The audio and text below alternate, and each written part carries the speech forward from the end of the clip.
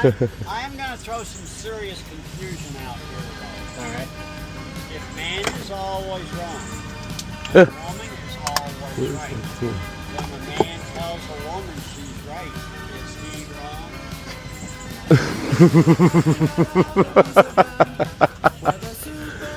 Where is my phone?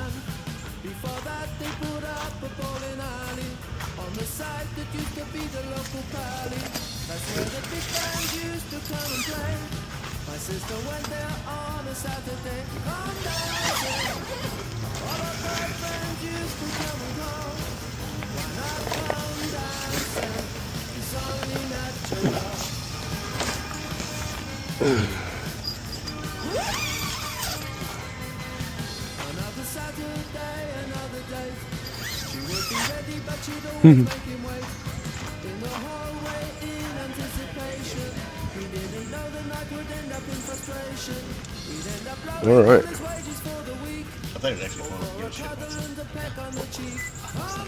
It's like, who threw bacon on the tree? Yeah. What were you guys doing last night?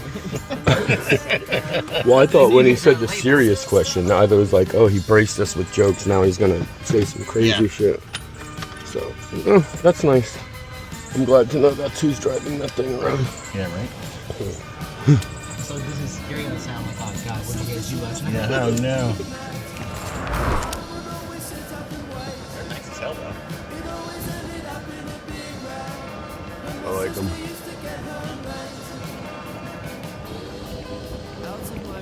Okay, now this one I go left.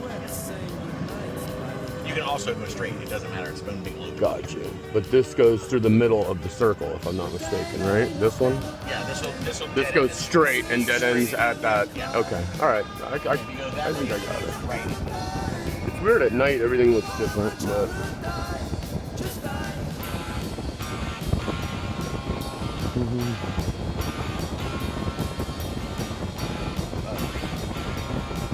Yeah.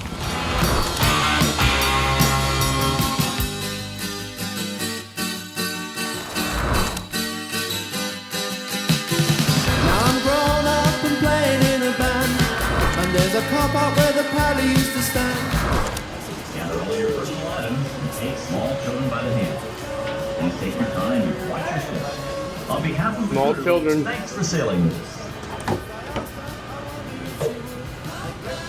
Thank you. Go up there and make a U-turn. And right back over here.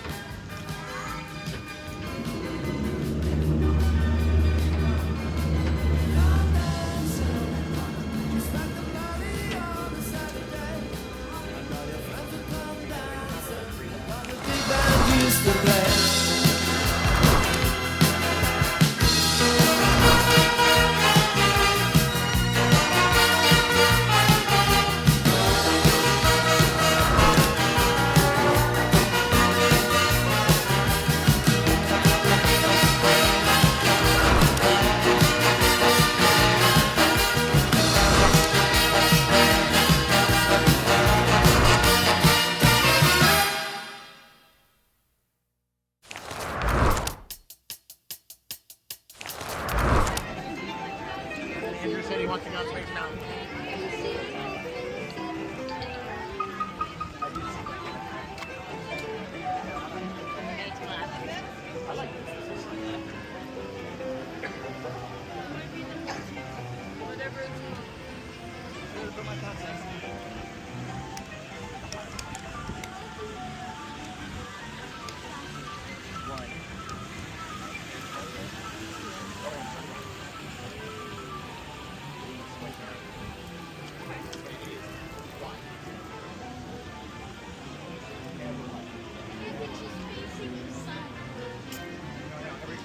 She's right. Every camera we try to do, they're like, "Oh, look at me!" We're like, "Ah!"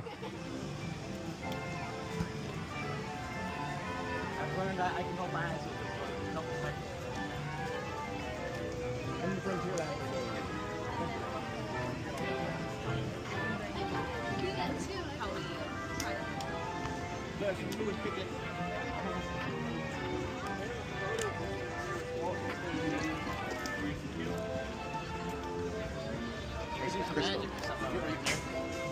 No.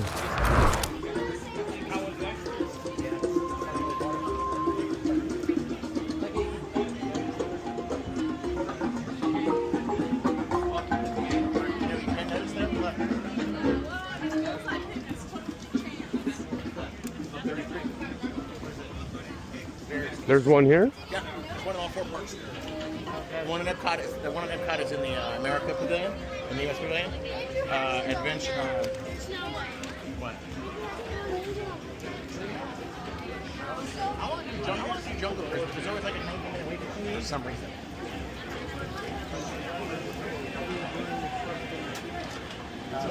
Yeah.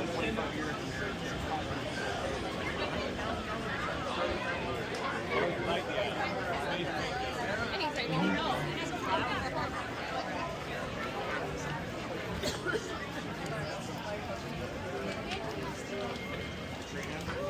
I haven't been there in a long time.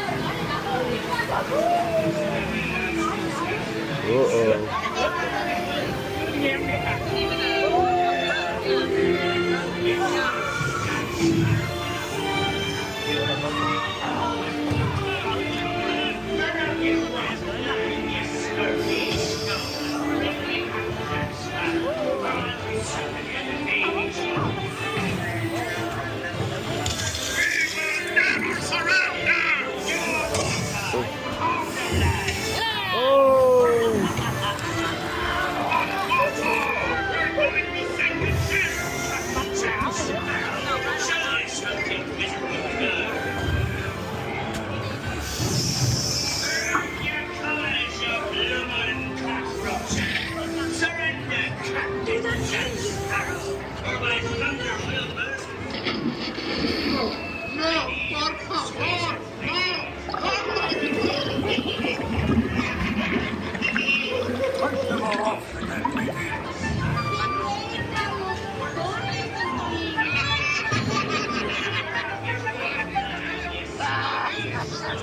we come, Jack Sparrow? Speak up! Or do you fancy a swim with Big Joe? Your feathers, dear. Silver flock. No. He did that.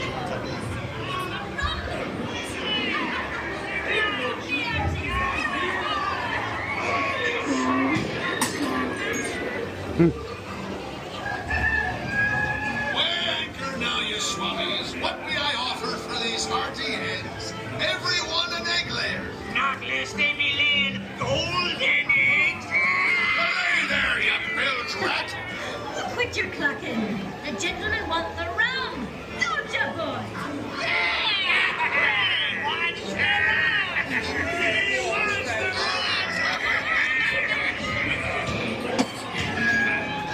This is my favorite scene. This is also in the movie if you look real closely. Oh.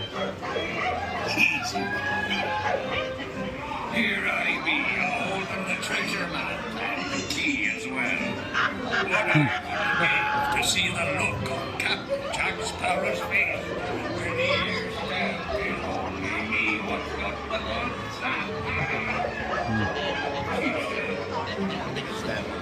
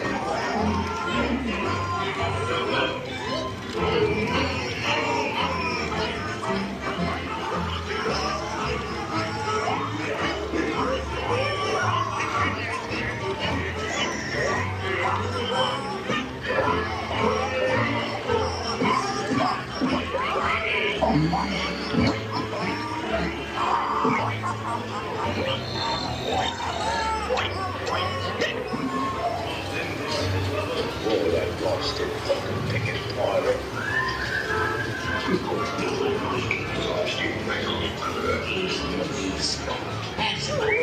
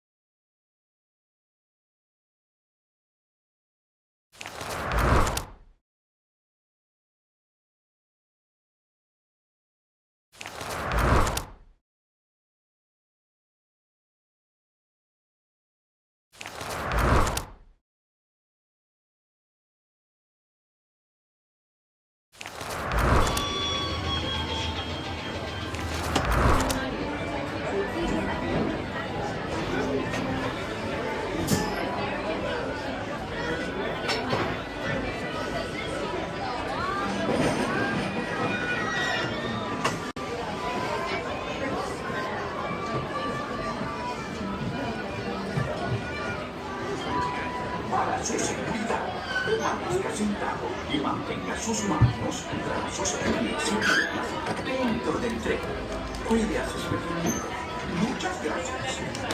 And partners, for your safety, keep your hands, arms, feet, and legs inside the train, and be sure to watch your kids.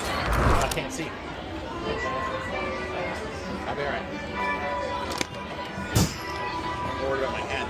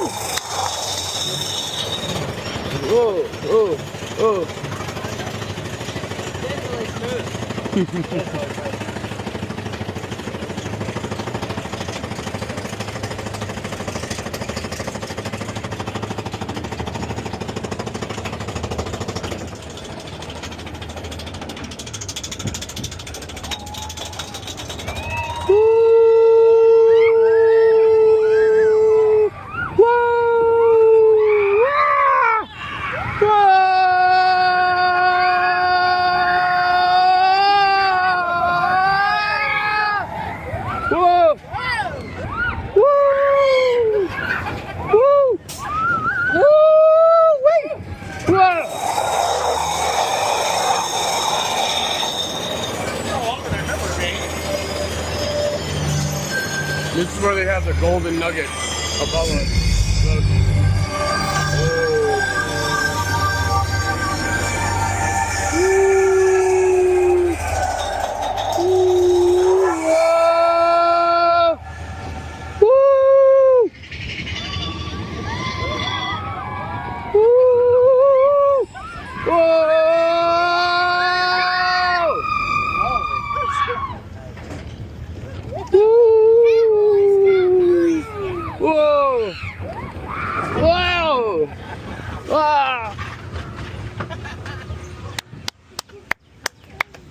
That was a lot longer than I remember it being. It was. I don't remember.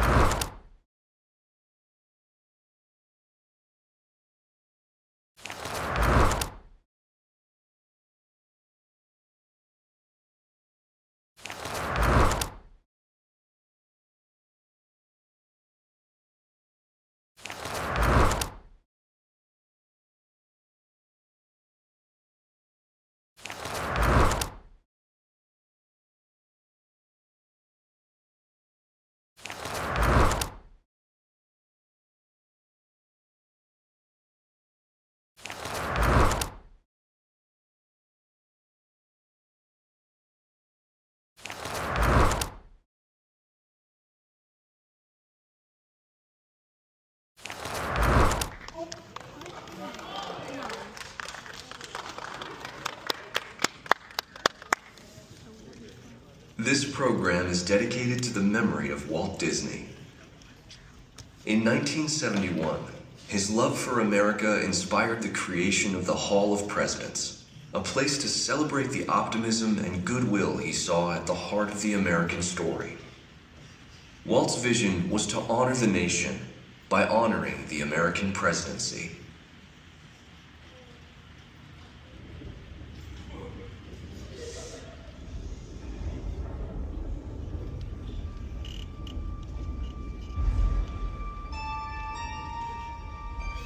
It is 1783, and the smoke is clearing in the wake of the Revolutionary War. Over the course of 8 grinding years, General George Washington has led a force of shopkeepers, farmers, and Native American allies to victory over the greatest military power in the world. A new nation has been born, independent and free. The founders must form a national government. In 1787, through months of passionate debate, they create a written constitution. For the country's highest office, they imagine something new in the history of the world. A leader not born to power like a king or queen. A leader who has not seized power through conquest. A leader not separate from the people, but elected by the people, from among the people. We, the people. This is a new idea, an American idea. The idea of a president. George Washington's stature and bearing have marked him as a leader. His integrity has made him a great one. Washington knows that many generals who have led successful revolutions make themselves dictators or kings.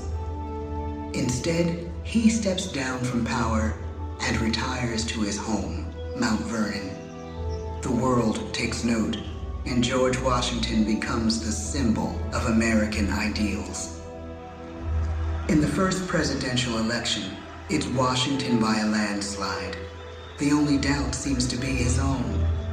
He writes, "Integrity and firmness is all I can promise.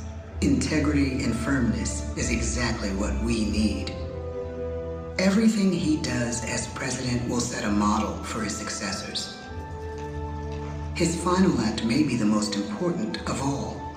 After 2 terms, with no term limit in the Constitution, and amid overwhelming support to stay in office, he steps down once again and hands power back to the people. He wants us to speak, to elect a new president.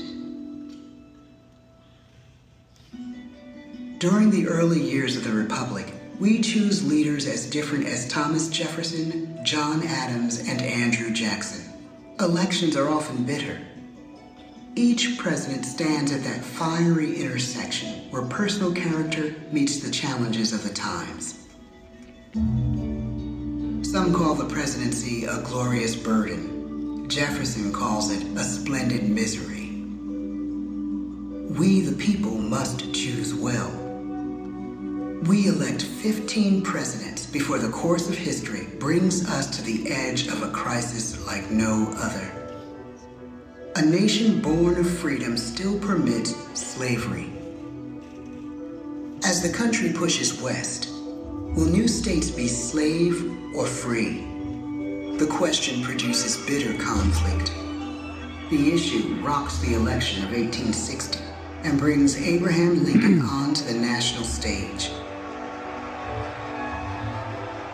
The tall, lanky, some say uncouth candidate from Illinois is a master of words at a time when speeches are printed in full for people to read. A house divided against itself cannot stand, he has said. With Lincoln's election, the House does indeed divide. Civil War. 11 states secede from the Union. The war becomes a defining passage in the American story. The president's own inner strength and depth of character changed the course of history. Lincoln had come up the hard way, on the American frontier, desperately poor, with less than a year of formal schooling. His early years were scarred by tragedy, the death of his mother, his sister, his first love. He struggles with depression, but never loses his determination to rise above it.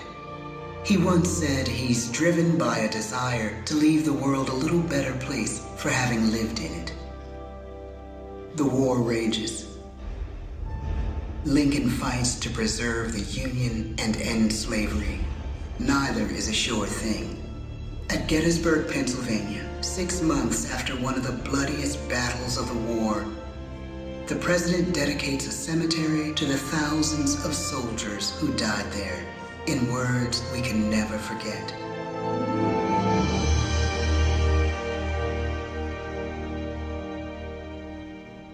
"Fourscore and 7 years ago, our fathers brought forth on this continent a new nation, conceived in liberty and dedicated to the proposition that all men are created equal. Now we are engaged in a great civil war, testing whether that nation or any nation, so conceived and so dedicated, can long endure. We are met on a great battlefield of that war. We have come to dedicate a portion of that field as a final resting place for those who here gave their lives, that that nation might live. It is altogether fitting and proper that we should do this. But in a larger sense, we cannot... 20th century. Settlers roll west on wagon wheels and railroads connect the nation coast to coast.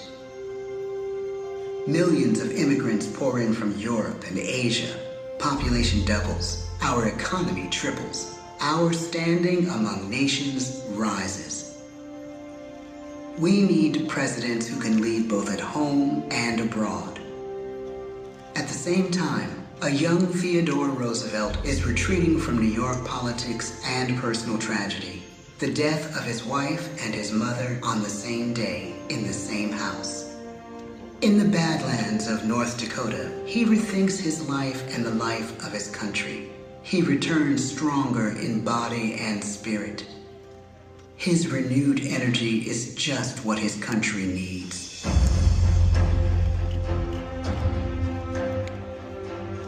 American industry is booming, but social tensions are rising. A progressive movement is bubbling up, pushing for change, and change is needed in the working and living conditions in cities. The gap widens between rich and poor. The demand for change grows stronger. Teddy Roosevelt is a knight on a crusade. He speaks with force and vitality in clear terms that make colorful headlines at a time when mass-market newspapers have become the new media. To define his foreign policy, he borrows a phrase from an African proverb: speak softly and carry a big stick. But his greatest accomplishments are made at home. He breaks up giant monopolies, protects workers' rights, and calls for a square deal for all Americans, rich and poor, capitalist and wage earner. And a square deal for every man and every woman in the United States. He calls on America to be as great as the natural grandeur of its lands.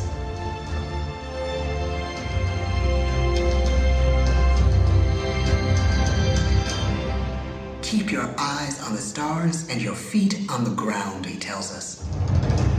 And we do.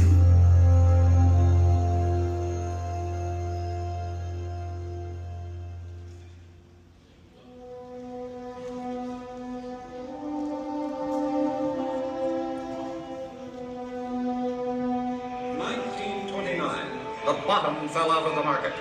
12 million unemployed. The bread lines and the soup. The results of the 1932 election now appear. When we elect our 32nd president, it is the worst of times. The course of history and the course of one president's life again shape a turning point in our national destiny. Franklin D. Roosevelt, paralyzed by polio, knows how to restore the faith of a people paralyzed by the Great Depression. I believe in practical explanation and in practical policy. He has found the inner strength his countrymen now need. He speaks to us like a friend, a neighbor. His optimism is contagious. His voice perfect for the latest breakthrough medium, radio. He calls us to believe we have nothing to fear but fear itself. And we do believe. Tonight's attacks on England are perhaps the most widespread of the war in the course of the day. But an even greater challenge dominates his final years in office: the Second World War.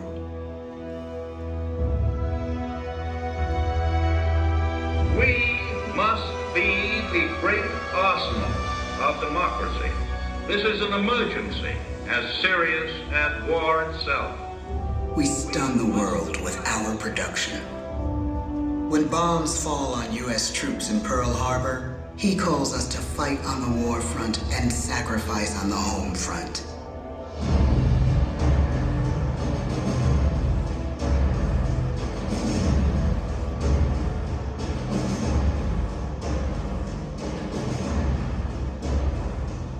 The harder the sacrifice, the more glorious the triumph. So spoke America in the year 1776. So speak America today.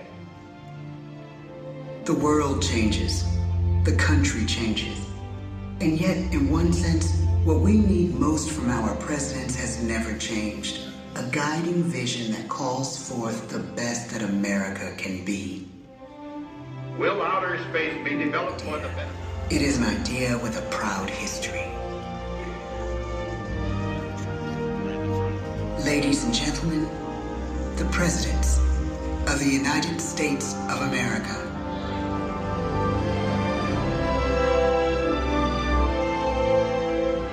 George Washington, John Adams, Thomas Jefferson, James Madison, James Monroe, John Quincy Adams, Andrew Jackson, Martin Van Buren, William Henry Harrison, John Tyler, James K. Polk, Zachary Taylor, Millard Fillmore, Franklin Pierce, James Buchanan, Abraham Lincoln, Andrew Johnson, Ulysses S. Grant, Rutherford B. Hayes, James A. Garfield, Chester A. Arthur, Grover Cleveland, Benjamin Harrison, William McKinley, Theodore Roosevelt, William Howard Taft, Woodrow Wilson, Warren G. Harding, Calvin Coolidge, Herbert Hoover, Franklin D. Roosevelt, Harry S. Truman, Dwight D. Eisenhower, John F. Kennedy, Lyndon B. Johnson, Richard M. Nixon, Gerald R. Ford, Jimmy Carter, Ronald Reagan, George Bush, Bill Clinton, George W. Bush, Barack Obama, Joe Biden.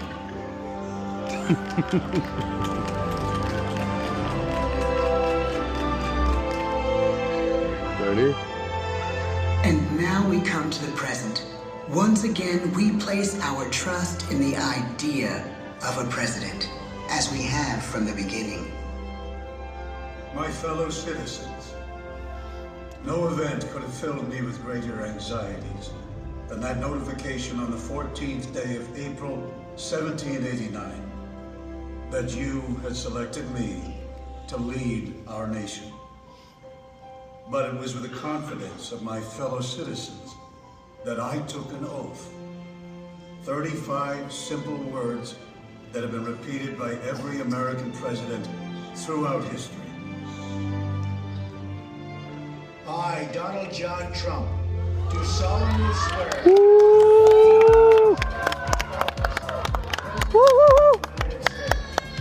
and will, to the best of my ability, preserve, protect, and defend the Constitution of the United States. So help me God. The presidency of the United States is a role unique in the world, an office entrusted to each president by us, we the people.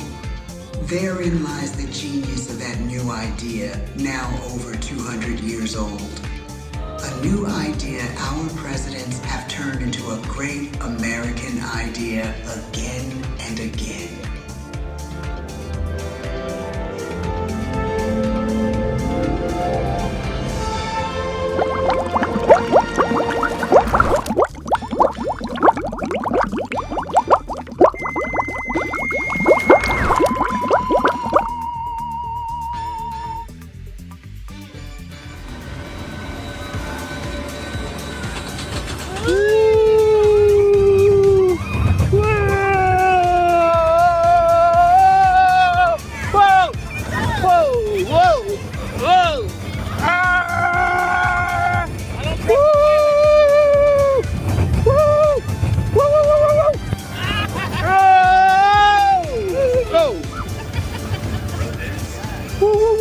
Oh, that's quick. Oh.